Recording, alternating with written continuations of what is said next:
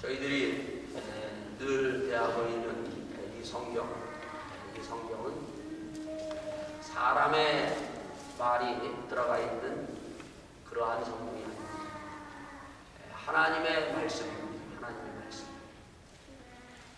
이 하나님의 이 말씀으로 창세기서부터 요한계시록까지 쭉 기록되어 있습니다.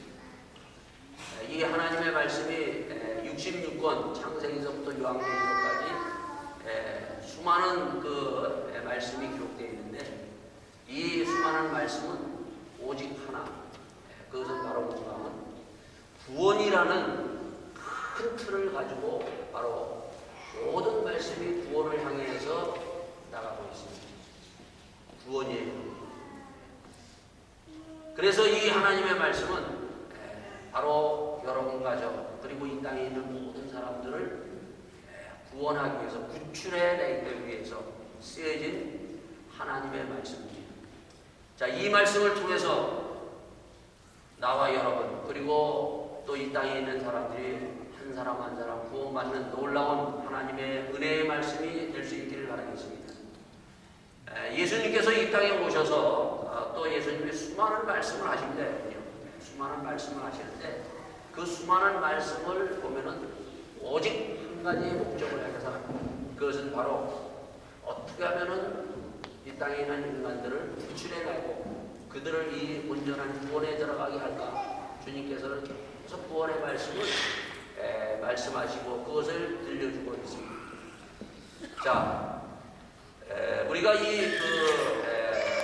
여러분이 지난 사순절 기간과 그리고 고난주간 그리고 부활절, 우리가 쭉 예수님의 입으로부터 나오는 말씀을 가지고 마태복음을 우리가 쭉 들었습니다. 지금 우리가 예수님의 입으로부터 나오는 말씀이 오늘까지가 38번째인데, 이 38번째, 그리고 앞으로도 뭐 몇 번까지 될지 모르지만은 예수님도 이 땅에 오셔가지고 3년 반 동안 수많은 말씀을 쏟아부으셨습니다. 수많은 말씀이 그 입에서부터 나왔어요. 자, 근데 예수님이 이 마태복음 마지막에 뭐라고 얘기하시는가 하면, 너희는 그 제자들에게 너희는 이 말씀을 가르쳐 제자 삼으라 얘기하고 있습니다. 가르치라.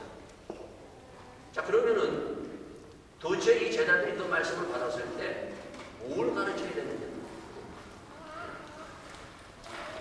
그 분명한 것을 예수님께서 얘기해 주셨기 때문에 제자들이 그것을 알았다는 거예요. 그 예수님이 십자가에 죽으시고 부활하신 후에 40일 동안 살으셔서 다시 제자들을 다 모았습니다. 제자들을 모아가지고 40일 동안 또 예수님이 가르쳤어요. 40일 동안 예수님이 그들을 가르치고 난 후에 제자들이 그때 이제 완전히 예수님이 뭘 가서 가르치고 무슨 말씀을 가지고 나누라는 것을 그들이 알고, 그들이 사도행전에서부터 시작해서 쭉 그 예수님이 가르쳤던 그 말씀, 그것을 정리해서 들었던 것을 그들이 가르쳐 나가기 시작합니다. 자, 오늘 신앙생활을 많이 하신 분들 있고, 또 신앙생활을 아직 안 하신 분들, 또 조금 하신 분들이 있는데, 자, 예수님의 말씀, 마태, 마가, 누가, 요한복음, 사복음서 보면은 뭐 예수님의 말씀이 비슷한데 뭐 이런 말씀이 다 그 예수님의 세계에 대해서 사복음서에 다 기록되어 있는데, 예수님이 도대체 무슨 말씀을 하셨는가? 이게 정확하게 구분이 되어야 됩니다. 정확하게 예수님이 이 전체 지금 얘기하는데, 이 사복음서에 예수님이 도대체 무슨 말씀을 도대체 하셨는가? 이것이 여러분 신앙생활 쭉 하시면서 구분이 됩니까? 이 말씀을 하시고 하고 또 이 말씀도 하시고, 예수님은 말씀하실 중구난방으로 얘기하시지 않으십니다. 우리가 때로는 어떨 때 보면은 두서없이 말하죠. 두서없이. 근데 예수님은 절대 두서없이 말씀하지 않고 정확하게 예수님이 얘기하십니다. 자, 그러면 예수님이 수많은 말씀을 하실 때 정확하게 예수님이 하셨던 말씀이 어떠한 말씀을 예수님이 말씀하셨길래 제자들에게 이 말씀을 가르치고 너희는 가서 제자 삼으라고 말씀하셔서 그 제자들이 그것을 듣고 나가서 그 말씀을 전했는가? 제자도 분명한 것을 그들이 받았기 때문에 분명한 것을 가지고 전합니다. 자, 그래서 오늘은 예수님이 수많은 말씀하셨는데 여러분이 많이 듣고 이 말씀도 하고 저 말씀도 하고 이렇게 때로는 헷갈리기도 하고 때로는 뭐 이렇게 되어 있는데 오늘 다시 한번 그것을 정리해서 정말 이 예수님이 말씀하신 이 말씀이 도대체 무엇인가 이것을 구분해서 한번 볼 수 있기를 바라겠습니다. 예수님은 3년 반 동안 딱 5가지를 요약해서 가르칩니다. 사실은 수많은 말씀이 있어도 5가지로 딱 요약을 하는데 그게 바로 뭔가 하면은 제일 처음에 예수님은 입을 열어서 하신 말씀이 뭔가 하면 회개하라 천국에 갖고 가느니라 복음을 믿어라 얘기합니다. 자, 이 말씀은 마태복음에도 있고 그리고 마가복음에도 있어요. 마가복음은 뭔가 하면 제일 처음 써있는 복음서예요. 근데 예수님이 이 땅에서 제일 처음 입을 열어서 하신 말씀이 이 말씀이에요. 근데 이게 뭔가 하면 믿는 사람도 이 말씀에 바로 적용이 되고 믿지 않는 사람도 이 말씀이 적용이 됩니다. 회개하라. 우리의 삶의 방향을 지금 예수님께서 이제 앞으로 이제 쭉 보여줄 텐데 그 말씀하실 때 그것을 너희들이 듣고 돌이키라는 것입니다. 우리가 돌이키게 될 이유는 천국이 가까이 왔느냐 하나님의 나라에가 가까이 왔으니까 복음을 믿어라. 내가 얘기한 이 복음을 믿으라고 얘기합니다. 자, 그러면 도대체 뭘 회개하고 뭘 도대체 우리가 믿어야 될 것인가? 그것을 5가지로 주님께서 말씀하시는데 이 5가지를 보면은 첫째는 뭔가 하면 그리스도의 삶의 모습, 그리스도의 모습은 이뤄야 된다라고 주님께서 가르쳐줘요. 주님께서.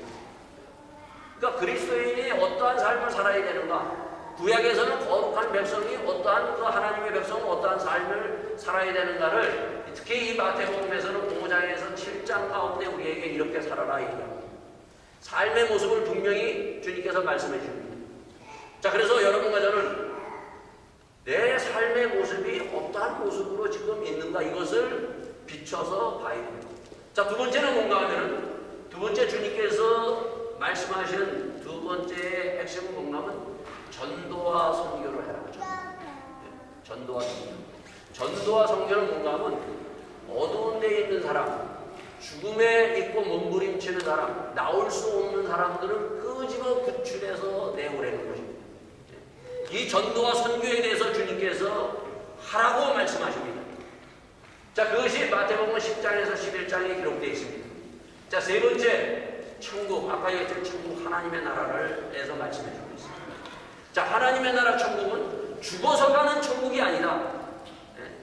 우리가 몇 주 전에 우리가 이 마태복음 13장을 8개의 비유를 통해서 했어요. 천국은 죽어서 가는 천국이야. 죽어서만 가는 천국이 아니다. 살아서 천국을 너희들이 맛보고 천국을 너희들이 그것을 누리는 삶을 하면서 그래서 죽어서도 천국에 들어가라고 말씀해 주고 있어요. 그러니까 우리가 그 천국의 신앙생활을 하면서도 천국의 즐거움을 가지고 우리가 신앙생활을 해야 돼요. 신앙생활하면서 천국의 즐거움이 없이 그냥 신앙생활하는 사람은 불행한 사람입니다. 자, 그 다음에 뭔가 하면 오늘 할 말씀 뭔가 하면 공동체, 교회에 대해서 얘기합니다. 18장. 교회. 자, 하나님이 왜 교회를 세웠냐 이거예요. 우리가 교회에 나옵니다, 여러분. 자, 하나님이 왜 교회를 세우시고 이 공동체를 세우셨는가? 자, 하나님께서요, 이스라엘 백성들도 그렇고 이스라엘 백성을 애굽에서 끄집어내와가지고 시내산으로 쫙 옮겨서 데려가면서 하나님은 거기서 뭘 하는가 하면 하나님의 이 공동체를 거기서 이루는 그것을 하나님께서 시내산에서 줍니다. 자, 그렇기 때문에 예수님도 이 땅에 오셔가지고 그냥 예수님의 복음을 전하는 것이 아니라 예수님은 이 땅에 오셔서 12제자를 불러가지고 바로 제일 처음에 하는 것이 공동체를 형성하는 것입니다. 예수님이 십자가 지시고 부활하시고 난 후에 사도행전에 딱 보면은 예수님이 승천하시고 난 다음에 제일 먼저 그들이 모인 것은 공동체입니다. 교회가 세워진대요. 자, 그럼 교회가 도대체 뭐 하는 것이냐? 이 교회에 대해서 우리가 신앙생활을 많이 하면서 교회에 나오면서 교회가 도대체 뭐 하는 것인지 구분을 못하고 우리가 그냥 교회만 나가는 그럴 때가 많습니다. 그래서 오늘은 특별히 내가 왜 교회를 나와야 되고 내가 왜 교회에서 신앙생활을 해야 되고 이것을 분명히 이 마태복음 18장을 통해서 같이 보는 여러분과 저가 될 수 있기를 바라겠습니다. 자, 마지막 다섯 번째는 뭔가면 거룩한 나그네다. 우리가 살아가는 사람은 이 땅에서 거룩한 나그네의 삶을 살아가야 된다는 것을 24장에서 25장 얘기합니다. 나그네라는 걸 항상 아세요. 우리는 언젠가 하나님이 부르면 가야 돼요. 믿는 사람이든 믿지 않는 사람이든 가야 돼요. 저희 장인어른이 96세예요. 96세. 근데 96세인데 제가 이번에 가서도 얼마 전에 3월달에 갔었죠. 갔는데 이 96세 되신 양반이 자전거 타고 막 다니세요. 자전거 타고. 그리고 제가 저 허리가 안 좋은데 허리가 안 좋아서 그 4층에 올라가면은 저희 장인어른이 그거를 몇 년 전까지 그걸 탁 메고 그냥 가방 무거운 걸 올라가요. 저는 그거 그냥 못하고 그냥 뒤에서 받쳐만 주고. 그런데요, 지난주에 이 장인어른이 갑자기 푹 쓰러지셨어요. 지금 병원에 입원하셨어요. 그러니까 이게 뭐 그래서 우리는 항상 저는 그래서 100세 넘기시겠다 그랬어요. 뭐 무슨 일이 있으면 제 할 일을 다 하고 있는 걸 다 하시기 때문에. 근데 어느 날 갑자기 그냥 그 지난주에 쓰러져 지금 병원에 입원하셨어요. 그걸 보면서 자, 인생은 언젠가 아무리 건강해도 언젠가 부르면 떠나야 되는 곳이 인생이라는 거죠. 이것은 믿는 사람이든 믿지 않는 사람, 우리는 영원히 이곳에 정말 천년만년 살지 못합니다. 100년 넘기기 그렇게 쉽지 않아요. 뭐 100세 시대가 온다 그래도 100세 그렇게 쉽지는 않더라고요. 자, 이 다섯 가지를 주님은 그래서 우리에게 말씀하시는데, 자, 오늘은 그래서 네 번째 교회. 우리가 신앙생활을 하고 주일마다 나가고 우리가 또 주중에 나오는 교회라는 것도 좀 뭐냐는 거예요. 이것이 분명하게 서야 돼요. 자, 이 공동체, 우리가 이 보면은 예수님은 이 공동체를 무슨 공동체라고 얘기하냐면 사랑의 공동체라고 합니다. 그죠? 교회는 사랑의 공동체. 그리고 말씀, 하나님의 말씀의 공동체라고 얘기합니다. 그리고 다 하나님의 말씀을 믿는 사람들이 모여서 함께 공동체를 이룬다고 해서 믿음의 공동체라고도 불립니다. 자, 그런데 아까도 얘기했지만 하나님이 왜 그러면은 이스라엘 백성을 끄집어내오면서 가장 먼저 해냈던 것이 뭔가 하면 공동체를 형성합니다. 이스라엘의 공동체를 만들어요. 그냥 끄집어내어가지고 오합지졸인 그들을 공동체 형성을 하게끔 딱 하나님께서 그들에게 공동체를 형성하는 것을 시내산에서 해가지고 공동체를 형성해서 끌고 나갑니다. 예수님도 이 땅에 오셔서 그냥 혼자 사역하시고 다 말씀 주고 이렇게 하면 되는데 예수님은 12세대를 가장 먼저 모아가지고 공동체를 이루게 하셔서 결국 예수님이 부활하고 승천하신 후에 제일 먼저 하신 일이 뭔가 하면 교회를 딱 세우는 거예요. 자, 왜 교회를 세우는 거예요? 자, 세상에도 보면은 공동체로 살아가게끔 돼 있으면 혼자 절대 못 살아갑니다. 그죠? 그래서 특히 우리가 보면 각 회사들이 있어요. 회사들. 자, 회사들 보면은 자기들 공동체를 세웁니다. 뭐 삼성이나 현대 뭐 등등. 자, 그들의 공동체는 어떤 공동체인가? 하나님의 공동체하고 세상의 공동체를 먼저 구분할 수 있어야 돼요. 이것이 지금 구분이 안 되기 때문에 이 세상의 공동체에 있는 것들이 지금 자꾸 하나님의 공동체에 들어와서 지금 문제가 생기고 있다는 거죠. 이게 지금 하나님의 공동체인지 세상의 공동체인지 모르고 지금 가고 있어요. 세상의 공동체는 회사든 모든 세상에 있는 그 공동체는 딱 얘기하면 바벨 공동체, 바벨탑. 자기들에 모여서 인간들이 모여서 자기의 뜻을 세우기 위해서 높이 올라갑니다. 그죠? 삼성도 마찬가지로 현대도 올라갈 수 있는 만큼 그들이 모여가지고 최대의 목적은 자기들이 그 회사가 높이 올라가려고 올라가는 거예요. 자, 그러면 하나님의 공동체는 무엇인가? 하나님 왜 공동체를 그럼 세우시는가? 하나님의 뜻을 이루기 위해서. 이 교회는 먼저 분명히 알아야 될 것은 하나님의 뜻을 위해서 우리가 함께 모였다는 것입니다. 내 뜻을 이루기 위해서 여기에 와 있는 자가 돼서는 안 된다는 거예요. 그거는 세상 공동체예요. 내 뜻은 여기에서 사라지고 하나님의 뜻이 모아지고 하나님의 뜻이 이루어지는 공동체, 교회가 되기 위해서 주님께서는 교회를 세우신 것입니다. 왜 그런가 하면 혼자로서는 하나님의 뜻을 이룰 수 없어요. 그렇기 때문에 하나님께서는 이미 아시고 바로 모든 믿는 사람들을 모아서 바로 하나님의 뜻을 이루기 위해서 그들에게 믿음을 그리고 말씀을 주셔서 하나님의 뜻을 이루기 위해서 이 땅에 교회를 세우시고 공동체를 세웠다는 거예요. 이게 분명해야 될 일이에요. 뿐만 아니라 세상의 그 공동체는 세상의 원칙과 시스템으로 돌아갑니다. 세상의 원칙과 시스템. 자, 그러나 하나님의 공동체, 교회는 세상의 원칙과 세상의 시스템이 들어와서는 안 돼요, 여러분. 이것을 우리가 차단해야 되고 이것을 막을 수 있어야 돼요. 지금 이것이 막 들어와서 어떻게 합니까, 여러분요? 세상의 원칙과 세상의 시스템으로 교회가 자꾸 돌아가고 있어요. 하나님의 교회는 영적인 원칙과 영적인 시스템으로 돌아가야 돼요. 자, 그럼 하나님의 이 교회가 영적인 시스템과 영적인 그 원칙이 도대체 뭔가? 그게 바로 마태복음 18장에서 주님께서 말씀하시는 것입니다. 자, 우리가 보면은 지금 이제 얼마 있으면 이제 5월이면 대통령을 선거해요. 대통령을 우리 나라에서 선거하는데 우리는 대통령을 지금까지 쭉 선거해 보면서 참 기대들을 많이 하죠, 여러분. 기대들을 이 대통령에도 걸어보고 또 이 대통령에도 걸어보고 합니다.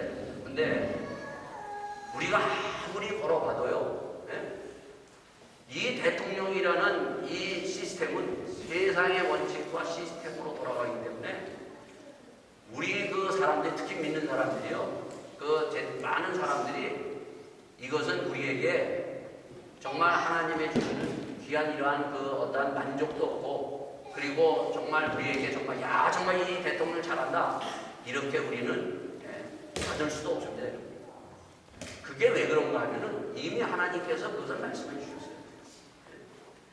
하나님은 처음에 이스라엘 백성들을 끄집어내가지고 하나님은 이스라엘 백성들의 왕을 안 줬어요. 대통령을 안 줬다는 것입니다. 그래서 사무엘 때까지는 대통령이 없었어요. 왕이 없었다는 것입니다. 누가 왕이었어요, 여러분요?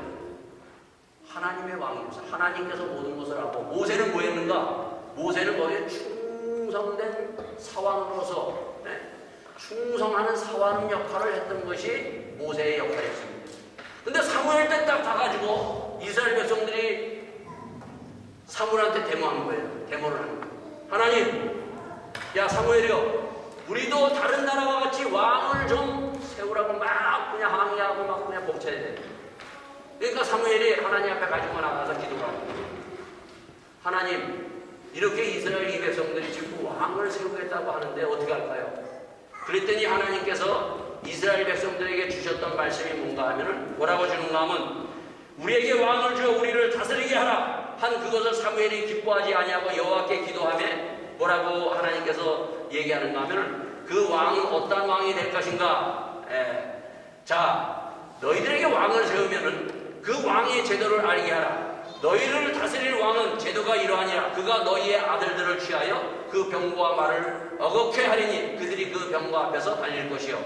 그가 또 너희의 딸을 취하여 향료 만드는 자와 요리하는 자와 떡 볶는 자를 삼을 것이요. 그가 또 너희의 밭과 포도원과 감람원의 제일 좋은 것을 취하여 자기 신하들에게 줄 것이요. 또한 뿐만 아니라 그가 또 너희의 노비와 가장 아름다운 소년과 나귀들을 취하여 자기 일을 시킬 것이다 얘기한 거예요.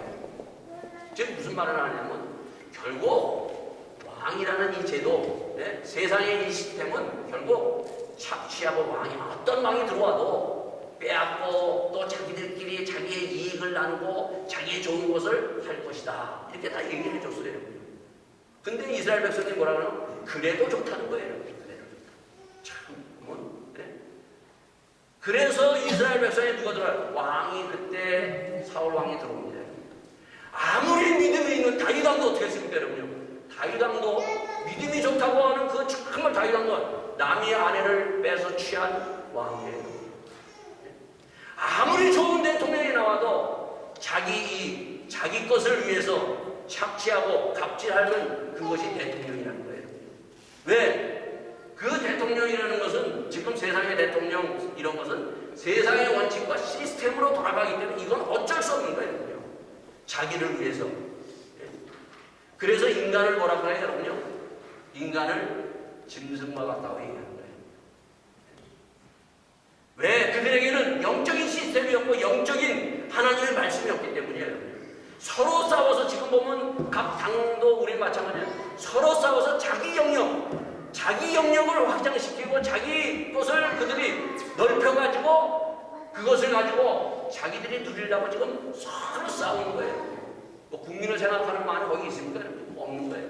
온갖 거기에 보면 참고 이런저런 말들을 서로 얘기하는 겁니다. 그러니까 아예 그거를 우리가 말하지 말고 정말 우리가 정말 바라야 되는 것은 어떻게 하면 이 교회가 그리고 여러분들이 나가서 이 영적인 원칙과 영적인 시스템을 가지고 하나님의 나라를 확장하는데 여기에서 주력을 해야 돼요. 내가 하지 않고 우리 교회들이 이것을 하지 않으면 결국 세상의 이러한 원칙과 세상의 시스템에 다 물들어서 무너지고 만다는 것입니다. 자, 그러면 오늘 이 18장에 보면은 여러분 18장 읽으셨어요? 여기 18장을 보면은 어떤 말씀으로 되어 있는가 하면 18장에 예수님은 제일 먼저 어린아이와 같이 되라고 얘기를 해주고 있어요. 어린아이 같이 되라. 영적인 원칙과 영적인 시스템을 가지려면 가장 중요한 것은 교회는 어린아이 같은 사람이 많아야 돼요. 자, 오늘 교회의 가장 큰 문제가 뭔가 어른들이 너무 많다는 거예요. 무슨 말인지 아세요? 어른이 많다. 어린아이는 적고 어른들이 많다는 거야. 이게 그러면 우리 교회에 무슨 저 주일학교 학생들이 적다는 그 말인가? 그 말이 아니라 지금 교회들마다 보면은 어른들이 너무 많은 거예요. 어른들이. 예수님은 지금 계속 지난번에도 그렇고 13장에도 그렇고 어린아이라는 말을 계속 얘기합니다. 여러분. 어린아이.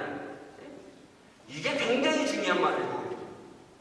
이 어린아이를 이것을 이해를 못하면 나머지 여기 있는 쭉 18장에 있는 모든 말씀을 이해하지를 못합니다. 주님은 어린아이와 같지 않으면 결단코 천국에 들어가지 못하고 하나님의 나라, 영적인 원칙과 영적인 시스템을 이루지 못하는 그러한 교회가 되지 않는다고 얘기하고 있어요. 그래서 이 어린아이가 되어야 된다는 것이 뭔가? 그래서 우리 교회는 어린아이들이 참 많아야 돼요. 너무 어른이 많다는 거예요. 어른은 뭐예요? 제가 지난번에 구역예배 갔는데요. 구역예배 갔는데 조금만 우리 애들이 해가지고 싸워요, 여러분요. 뭐 이제 장난감 갖고 싸우는 거예요. 근데 뭐 싸울 수 있죠, 여러분요. 근데 장난감 갖고 탁 싸우더니 한 녀석이 빽 하고 울어요. 그러고 이제 부모 자기 엄마한테 아버지한테 왔어요. 그럼 울음이 다 그치고 난 다음에 조금 시간이 지나니까 애가 어떻게 합니까? 다시 그 싸웠던 애하고 가가지고 재미나게 노는 거예요, 여러분요. 바로 이런 어린아이 같은 애가 돼요. 이게 무슨 말인지 알아요? 어린아이들은 싸워도요, 그 싸워도 스스로 치유가 돼서 금세 지금 싸우는지 뭐는지 그거 상처받지 않아요. 애들이 싸우고 상처받아가지고 조그만 애들이 상처받아가지고 어른들처럼 저 사람하고 난 말도 안 해. 이런 어린아이들은 없어요. 애들에게는 참 하나님이 신기한 걸 줬어요. 스스로 그 싸운 것이 상처받아가지고 금세 잊어버리고 그 상처 없이 그냥 또 그냥 재미나게 놀아요. 바로 이런 어린아이들이 많아야 됩니다. 그래서 이 18장에는 가장 중요해서 어린아이를 들어서 얘기합니다. 자, 근데 오늘 본문 18장을 보면 뭐라고 얘기합니까? 그때 제자들이 예수께 나와 가로되 천국에는 누가 크니까 얘기합니다. 전형적으로 제자들도 뭘 가지고 있어요, 여러분? 제자들도 지금 세상의 원칙과 세상의 시스템을 가지고 있어요. 뭘 가지고 있어요? 천국에서는 누가 큽니까? 교회에서는 누가 크죠? 교회에서는 누가 큽니까? 이 소리가 똑같아요. 교회에서는 누가 큽니까? 대충 신앙생활 처음 하는 분이나 이런 분들 딱 보면 교회에서 누가 큽니까? 그러면 목사님 아니면 장로님 이렇게 꽂아요. 이게 뭐라는 건가? 세상에서는 뭐예요? 대통령, 그 다음에 국무총리, 그 다음에는 장관 이렇게 꽂듯이 교회에서도 이러한 세상 시스템, 이 제자들도 지금 세상의 원칙과 세상의 시스템으로 완전히 가지고 있어서 교회에서는 누가 큽니까? 천국에 가서도 누가 큽니까? 이렇게 질문을 하고 있다는 것입니다. 자, 그때 예수님이 바로 대답한 것이 뭔가 하면 이 어린아이를 가지고 얘기를 합니다. 어린아이. 자, 어린아이 같이 되라. 자, 도대체 이 어린아이가 어떠한 어린아이인가? 어린아이 하면은 아까도 얘기했듯이 어린아이는 잘 웃고 잘 울고 또 싸우더라도 금제 스스로 상처를 그들이 스스로 그것을 찢어버리고 잘 놀고 이게 어린아이 아니에요. 주님은 지금 이걸 얘기하는 거예요. 오늘 우리 성도들은요, 놀 줄도 모르고 울 줄도 모르고 웃을 줄도 몰라요, 여러분요.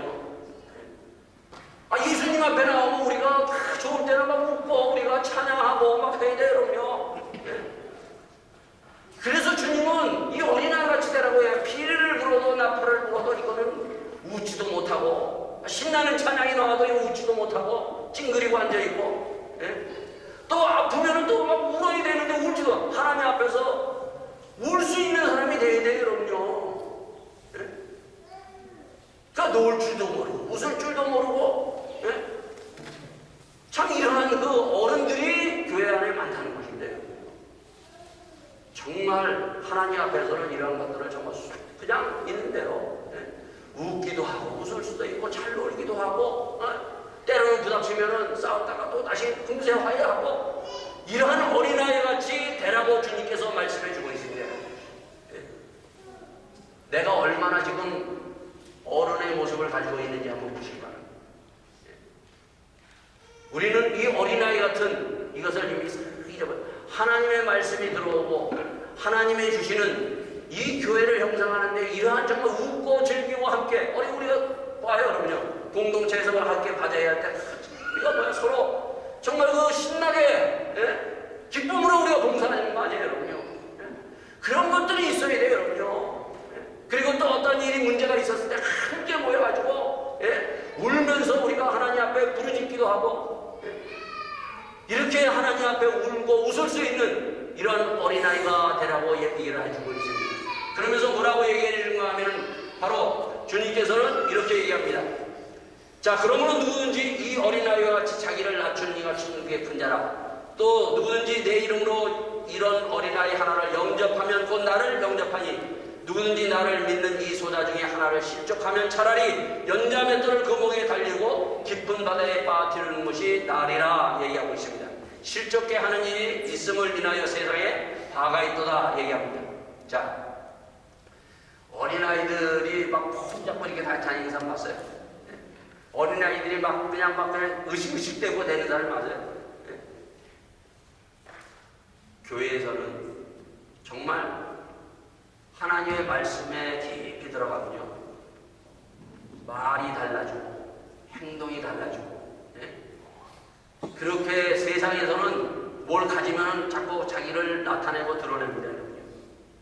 그러나 교회는 이렇게 어린아이같이 낮아진 정말 천진만하게 막 이리 뛰고 저리 뛰면서 그리고 정말 부모님의 말이라면 그냥 들을 줄 아는 그렇게 낮아진 사람들이 많아야 된다는 것을 말씀해 주고 있습니다.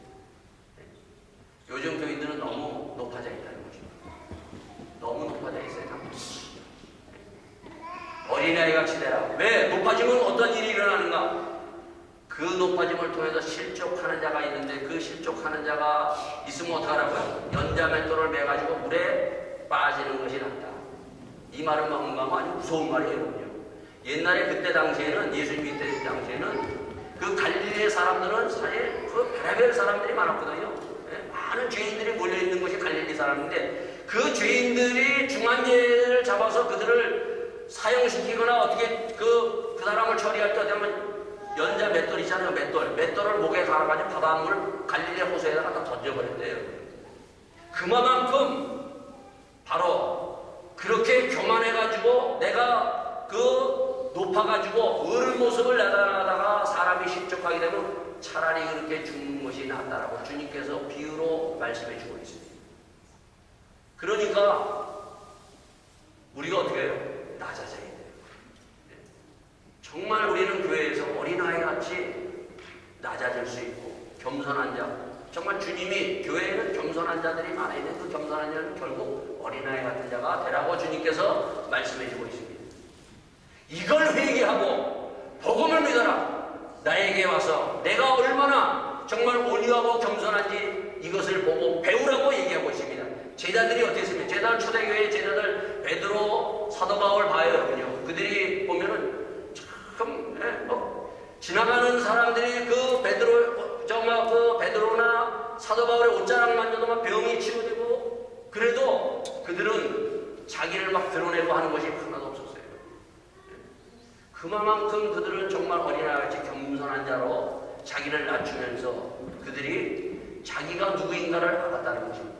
자, 그런데 이런 것들이 그렇게 쉽게 그렇게 이루어지는 것이 아니라 여기 이제 뒤에 가면 나옵니다. 자, 그 다음에 양 100마리가 있는데 91마리, 한 마리를 잃어버렸어요. 99마리를 어디에 뒀다고요? 자, 오늘 본문을 잘 보세요, 여러분요. 오늘 본문을 여러분이 제대로 읽었습니까?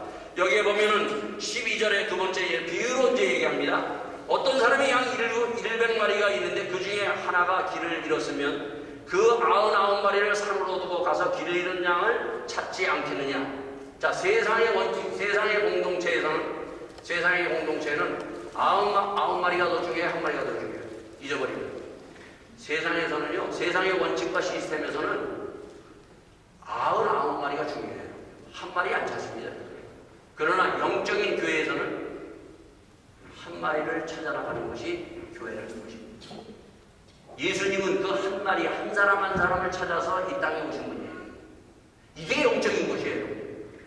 교회는 이 일을 해야 된다는 것입니다. 세상에서는 한 사람 없어져도 그만이야. 하나, 큰 거를 이루면 돼.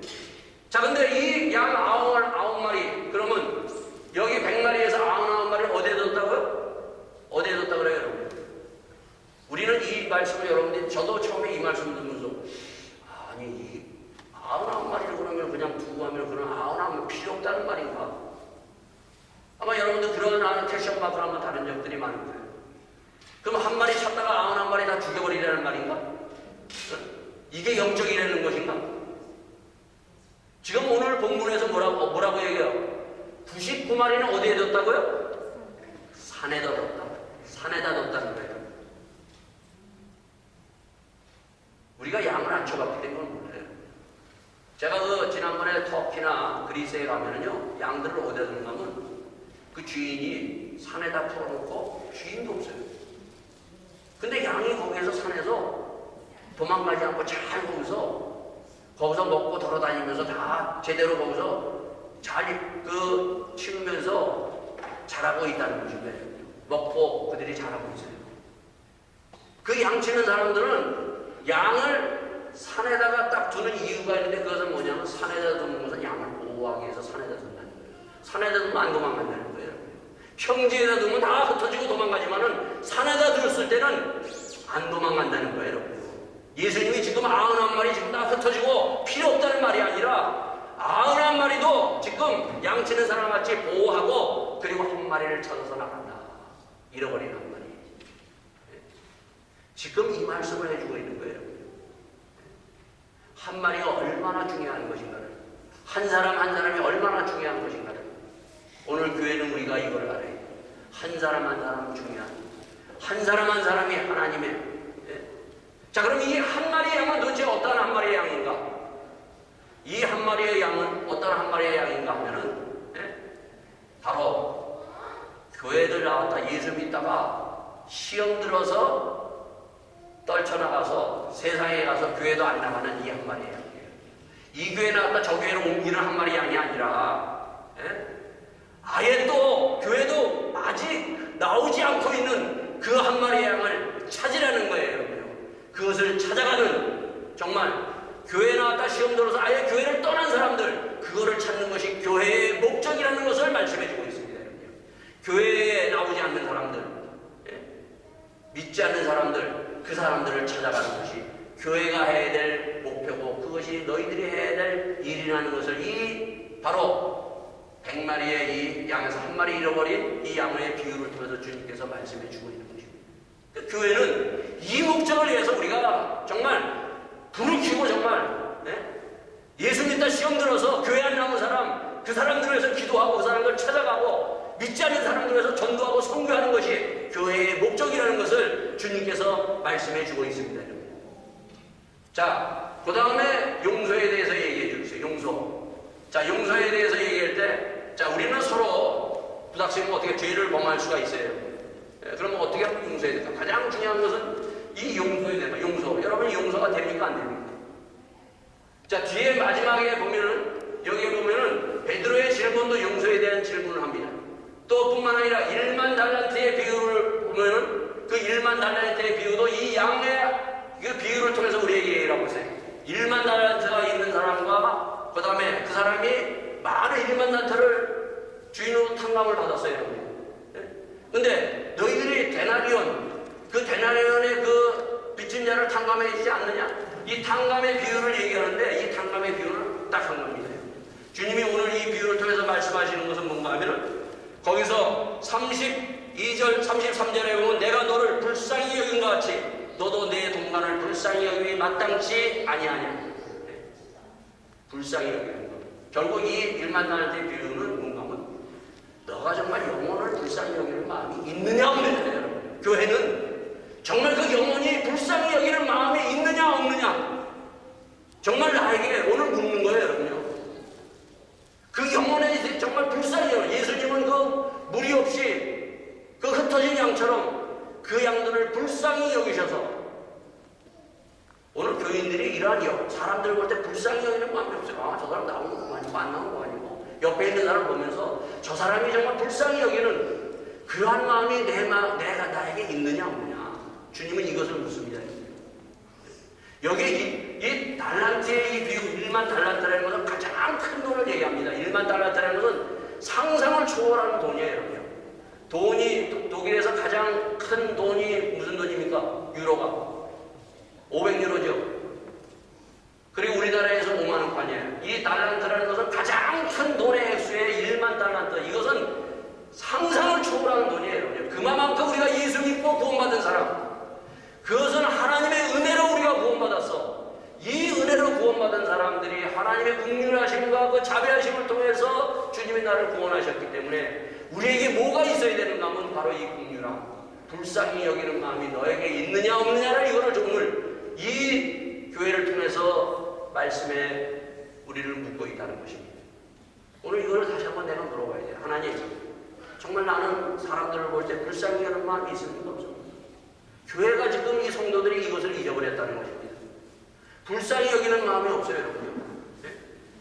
나에게 긍휼이, 내가 얼마나 하나님의 긍휼하심을 얻고 이것은 돈으로도 어떤 것으로도 갚을 수 없는 예수님의 보혈로 구원받은 긍휼하심을 통해 은혜로 구원받은 우리가 이 주님의 긍휼하심이 내 안에 있어야 되는데 이 긍휼하심이 지금 없다는 것, 이것을 회개하고 복음을 믿어라.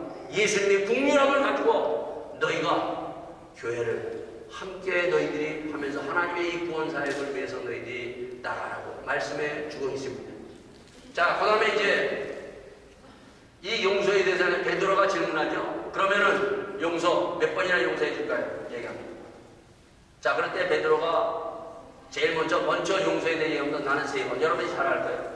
3번은 정도 용서해. 아주 굉장히 큰 폭으로 3번 용서해 주겠다고 얘기해요. 그때 예수님 뭐라고 얘기합니까? 7번씩 잃은 분이라도 용서하라. 자, 근데 7번씩 잃은 걸 해도 용서가 안 돼. 됩니까, 여러분? 지금 문제는 이거예요. 지금 예수님 숫자적으로 7번씩 잃은 분 용서를 했는데 용서가 안 돼. 여러분 지금 가지고 누구하고 다퉈가지고 용서가 다 됩니까? 정말 용서가 돼야 돼요. 내가 또 하나님 앞에 가서 용서한다고 했는데 용서가 안 되면 저 사람 또 뭐 턱하면 그 사람하고 또 다시 그 옛날에 용서 안 됐던 것이 그게 탁 올라옵니다. 예수님이 지금 1번, 2번, 3번, 7번씩 잃은 건 지금 이 7번 하는 70번씩 하는 이 용서가 숫자적인 용서가 아니라 정말 아까도 얘기했듯이 어린아이와 같이 싸웠다고 해도 스스로 치유되듯이 금세 가서 정말 다시 웃고 같이 웃을 수 있고 같이 화해하면서 할 수 있는 그 용서를 지금 여러분이 가지고 있어야 된다는 거예요. 교회에서. 교회는 얼마든지 싸울 수 있어요. 부닥칠 수 있어요. 근데 싸우고 나면은 결국에 저 사람하고는 용서가 안 되는 거예요. 아마 예수를 오래 믿는 사람도 이 안에 아마 그러니까 저 사람은 축하면 용서했다거나 기도했다가도 다시 그것이 툭 나올 거예요. 그 안에 쓴뿌리가 항상 있어서 그 사람 대할 때는 자기하고 되게 싸운 사람하고는 그 사람하고는 먼지 삐딱하게 나오는 그런 것, 그거는 이미 용서를 못하고 있다는 거예요. 그 속에 용서하지 못하는 것을 너희는 회개하고 복음을 믿으라고 얘기하고 있습니다. 자, 예수님이 어떻게 용서하셨어요? 중요한 걸 얘기를 하고 있어요. 예수님이 십자가에서 돌아가면서 마지막 하셨던 말씀이 아버지여 저들을 용서하여 주시옵소서 그랬어요. 예수님은 조금도 쓴뿌리가 없이, 조금도 거기에 용서하지 않은 마음이 거기 있어가지고 그냥 말로만 아버지여 저들을 용서하여 주시옵소서 한 것이 아닙니다. 자기를 향해서 창을 찌르고 자기를 향해서 욕하고 자기를 향해서 죽이는 자들 아버지여 저들을 용서해달라고 그들을 다 용서하시고 품으셨어요. 용서는 몇 번 횟수가 아니라 내가 죽느냐 안 죽느냐, 바로 이걸 얘기하신 거예요. 예수님은 죽으셨어요. 내가 죽어야 된다는 거예요. 내가 죽지 않으면 70번씩 나는 용서했다고 얘기하지만은 내가 죽지 않으면 용서할 수 없다는 거예요. 지금 우리는 이걸 회개해요. 내가 안 죽었어. 용서하지 못한 것은 이미 내가 죽지 않고 내가 살아있기 때문에 용서를 못하는 거예요. 저 사람이 문제가 아니라 내가 죽지 않았다는 것입니다. 스데반 집사는 어때요, 여러분요? 스데반 집사 자기를 향해서 돌로 친 자를 향해 아버지가 저들을 용서해 달라고 했어요. 그래서 사도 바울이 내가 날마다 죽노라. 십자가에서 우리가 죽지 않으면요, 우리는 용서할 수 없는 그러한 인간이라는 것을 우리에게 말씀해 주고 있습니다. 내가 죽어야 돼요. 이 죽음을 어떻게 해요, 여러분요? 죽음을 다 잊어버리죠, 여러분요. 정말 예수님 앞에 내가 죽어서 다 그 사건을, 그 사람을 잊어버리고 정말 그 거사에 대해서 잊어버리고 했을 때 비로소 용서가 될 수 있다는 것입니다. 이러한 용서를 할 수 있는 것이 교회밖에 없다는 거예요. 왜? 우리는 십자가에 놀라운 예수님의 십자가의 능력으로 용서받은 사람이고 이 십자가의 능력을 가지고 있기 때문에 내가 주님 앞에서 죽으면은 용서할 수 있는 능력이 있어요, 여러분요. 근데 우리 이걸 하지 못하고 교회에서 그냥 보면서 속에서는 이런 것이 갖고 있으면서도 그러니 화해가 됩니까? 안 됩니까? 안 되는 거예요, 여러분요. 주님은 28장에 우리에게 말씀해 줘. 마지막 그렇게 할 수 있는 것이 뭐라고요? 두세 사람이 함께 기도하는 것에 내가 거기에 함께 있으리라. 기도해요. 교회는 이러한 기도. 함께 울고 함께 기도하고 함께 주님 앞에 십자가를 붙들고 기도하지 않으면 용서할 수 없어요. 제일 처음에 이 땅에 세워진 교회는 뭘로 시작합니까? 기도로 시작해요. 백날 여러분이 용서하고 이 교회를 이렇게 합시다 하면 기도 없이는 절대 성령의 공동체도 될 수 없고 말씀의 공동체도 될 수 없고 사랑의 공동체도 될 수 없어요. 기도하는 성도가 많아지는 교회가 될 수 있기를 바라겠습니다. 자기를 죽이는 기도, 그랬을 때 하나님의 놀라운 하나님의 이 천국을, 이 공동체를 이루실 것을 주님께서 약속하시고 오늘 여러분과 저에게 주셨습니다. 주님 앞에 오늘 기도합시다. 하나님, 나에게 이런 기도가 없었습니다. 하나님, 내 입을 열어서 하나님 앞에 기도하는 사람 되게 하여 주시옵소서. 두세 사람이 모여도 우리가 매일 하나님 앞에 나가서 기도하는, 정말 만민이 기도하는 집 될 수 있도록 주님 함께 기도하는 시온의 제자이 되기를 간절히 소원하며 함께 기도하면서 주의 이 말씀을 가지고 주의 시온의 공동체를 이루어 나가는 우리 모두가 되기를 예수 이름으로 축원드리겠습니다. 다 같이 주님의 이 영적인 공동체 함께 이루기를 소원하며 함께 기도하며 나가는 이 자리가 될 수 있기를 바라겠습니다. 다 같이 기도하시겠습니다.